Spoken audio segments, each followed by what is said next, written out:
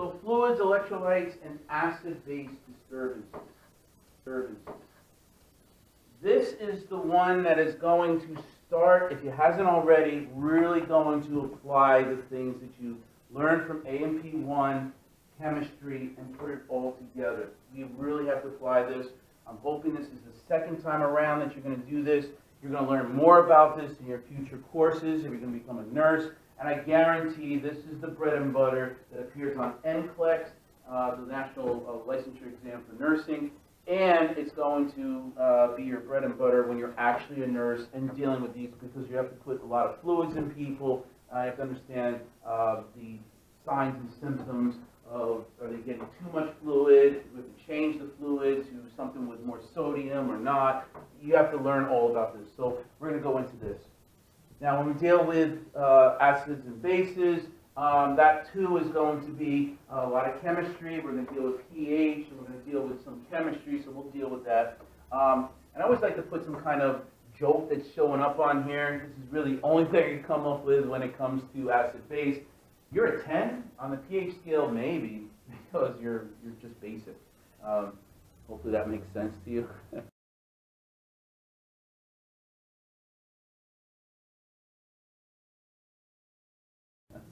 All right, so let's just show you how I broke up this section over here and how I'm changing some things from what's in your textbook. First off, we're going to deal with important physiological concepts. It's kind of a review of the what you learned in A&P2, so we'll get into that. Then we're going to start doing some fluid exchange and disturbances. Again, this is going to be somewhat review, dealing with oncotic, if you remember the Starling's forces with hydrostatic and osmotic, also known as oncotic pressures, and how that relates to edema, how fluid starts building up in the interstitial area, or that it doesn't. So we want to talk about that, and that's a lot of that should be reviewed. Then we're going to talk about fluid and electrolyte balance and disturbances. Some of that we review, but we're going to get into different fluids going into the person. Why does the fluid shift from the bloodstream into the interstitial area, into the cells, and why does it leave the cells? So it's starting to get into heavier things and really applying what you're going to need to know for as a nurse. Then we get into this stuff that most students really don't like, which is acid-base balance. We're going to talk about things like alkalosis and acidosis, and there's two forms of that, respiratory versus metabolic. So we're going to get into those, and we've got to deal with a little bit of chemistry with that, unfortunately. Most of you don't really care about the chemistry, but there's no way around it. It's going to be on your test, and you're going to deal with that. So that's pretty much all we're going to be doing. It's coming from that chapter in the book, chapter 6. But there is another part of there which is going to deal with hemostatic disorders. Hemostatic disorders is things where why does someone bruise and they didn't hurt themselves, and they didn't bump into it? Why do you start why are you not clotting when you should be clotting blood? So it's more of that when we deal with clots, when we deal with emboli going into the lungs. That's in chapter 6. I'm not a big fan of putting that in chapter 6. It's one of the things I'm not agreeing with your book on. I'm going to be changing around that, and I'm going to put these hemostatic disorders with hematology. So those pages, when I think it's about 10 or so pages that deal with hemostatic disorders, you do not have to worry about that for the upcoming exam that deals with this chapter. I'm going to put that stuff into hematology disorders.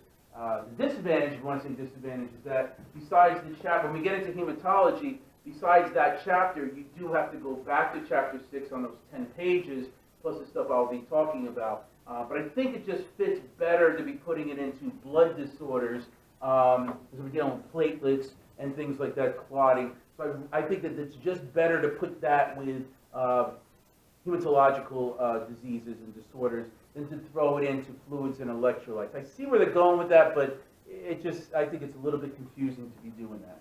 So you do not have to worry about the hemostatic diseases It's 10 or so pages. It's in the syllabus, the page numbers, but you don't have to worry about those, at least for this coming exam when we're dealing with chapter 6.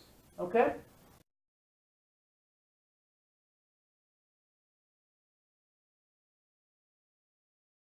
All right, so first let's talk about some of the important physiological concepts. Now there's a big regulation of blood flow. There's a big flow chart that's coming up on the next slide. My suggestion on here, highly recommend it, go through it. Don't memorize it. You need to know step by step what's happening. It should be all review that you had from A&P 1 and 2. But don't memorize it. You need to understand why does this happen because of what just happened before. Okay? So this is what I'm saying over here. It's busy. I realize that. But take about 15 minutes and go step by step. Close the door, turn off your music, and go step by step.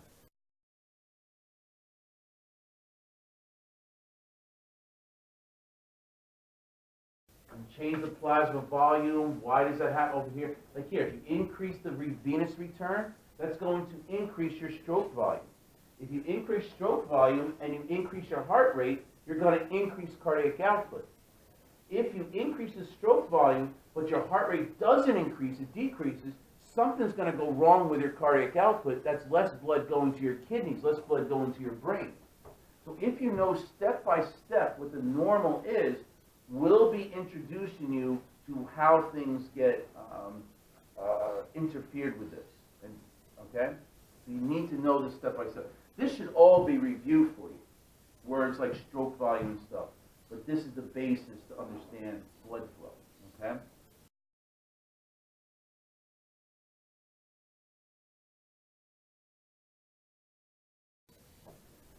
This is also another review thing. And these are all slides I took from my A&P 2 course, okay? So I just extract them from my PowerPoints there and I just put them over here. This is pretty important. Hopefully you should remember it. It might have been a different picture or a different flow chart, but let me just show you what's going on over here.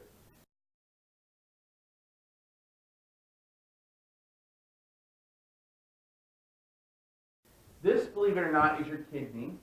The certain part of the kidney that's circled over here is the juxtaglomerular apparatus. We have the macula densa, and you have the JG cells, the juxtaglomerular cells, okay? This is going to sense low blood pressure. Your kidney senses low blood pressure. When your kidney has low blood pressure, the kidney's going to release renin. You need to have, not high blood pressure, you need to have normal blood pressure, right? Normotensive, you got to be. But if it's too low, you have to have a mechanism, negative feedback, you have to have a mechanism to get the blood pressure back up to normal. This is one thing that it does. Your kidney senses low blood pressure, it releases renin. Renin is a hormone because it goes immediately into the bloodstream, but once it's in the bloodstream, in the presence of angiotensinogen that comes from the liver, renin acts as an enzyme now to change angiotensinogen to become angiotensin 1. Now, angiotensin 1 is an intermediate. It doesn't do anything. It's an inactive form still. Unless another enzyme that comes from the lungs is introduced to it. Angiotensin converting enzyme, referred to as ACE.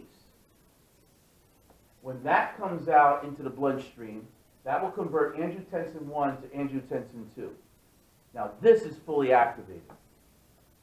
And this is going to target the adrenal cortex to secrete aldosterone.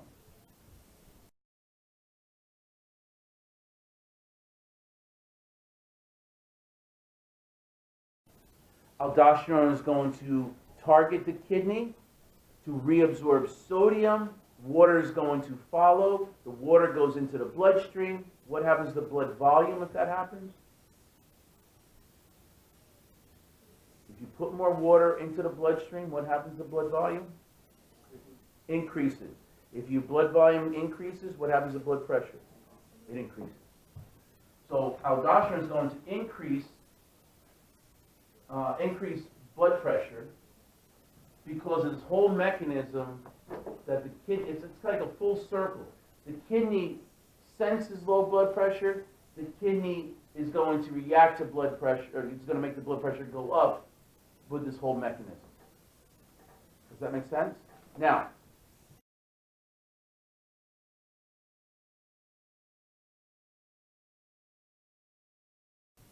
you need to know this.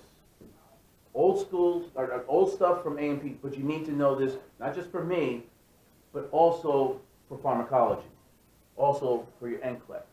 Why? Have you guys ever heard of ACE inhibitors? Okay, an ACE inhibitor is a medication that is going to block here. The ACE doesn't come out of the lungs.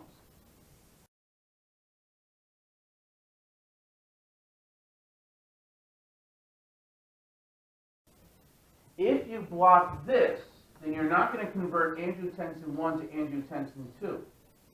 If you don't get this, what's going to happen to your blood pressure? Right. It won't increase your blood pressure. It stops here.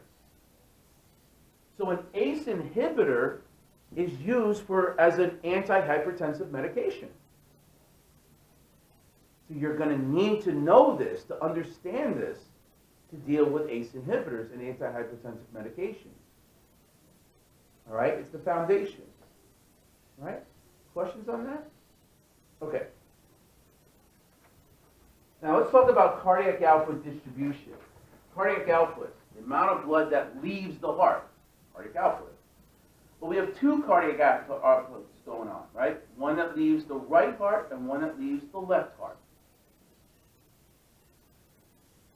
The right heart pumps blood to where? Come on. Right heart pumps blood to where? I hear you. No. The lungs.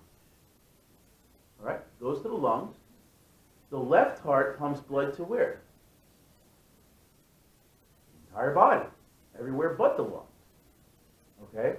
Now, my question is this. The amount of blood that gets pumped to the lungs is equal, less than, or more than blood leaving the left heart to the entire body.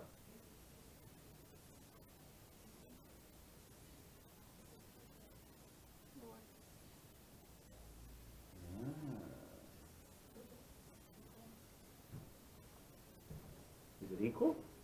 No. You got blood that's just going to the lungs, and then you got blood going to the entire body. So I ask you, is more blood going to the lungs, or is more blood going to the body, or are they equal? More to the body. The body? Body, body, what do you think? Show your hands if you think more blood going to the body. I don't know. Okay. Trick question. No, it's not a trick question. Think about it. It's a closed circuit system. It's got to be. So that's what I'm asking here. With each cardiac cycle, does more blood enter the lungs, or does more blood enter the rest of the body through the aorta? Does the left heart pump more blood than the right heart? Has to be equal. Think about it. Right, it has to be equal. Because and I'll give you an example, not an example, this is typical. Let's talk numbers. If 5 liters of blood go from the right heart to the lungs, then 5 liters of blood is going to go from the lungs to the left heart. And then the left heart is got to have 5 liters of blood going into the aorta. You can't have 2 liters of blood going to the lungs and then 5 liters of blood leaving the left heart. Where's the extra 3 liters coming from? You see, this is where you're thinking differently. You're thinking the lungs have got to be small, but it's not. The amount of blood that goes to the lungs, we're creatures that need oxygen, so we need a lot of blood going there so gas exchange can happen. The amount of blood that enters the lungs, those lungs are huge, is the same amount of blood that goes to the entire body without a lung. It has to be. You see, it's a closed circuit. All right? So it has to be, if you think about it. So blood volume entering the lungs has to equal the blood volume entering the aorta. Has to be. So the question is, where does all that blood from the left heart go to the rest of the body? We need to know percentages. Where does blood go from the right heart? How much, percentage-wise? Not your question. I don't know. 100%. Oh. 100% goes to the lungs. Okay? But the blood that leaves the left heart into the aorta, now, you can't say 100% goes to the brain, right? So this is what you should know. 30% goes to skeletal muscle. 25% goes to the GI system. 20% goes to the kidney. 1/5 of your cardiac output goes to the kidneys, those small little things. Those kidneys are important. They sense the blood pressure, they filter your blood and get rid of all the extra fluid that's in your blood and gets rid of all the salts. That's an important thing. 15% goes to the brain, 5% goes to the skin, and 5% goes to the actual heart itself. Okay? So this picture here is showing the same thing, but just in a picture view.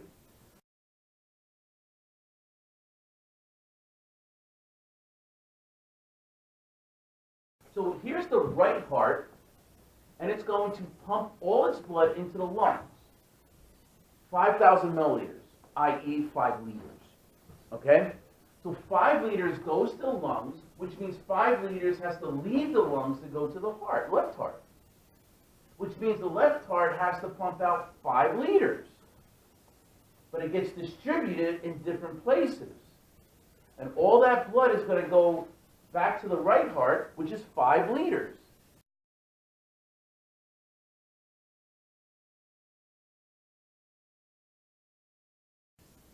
And repeat that whole thing. It has to be.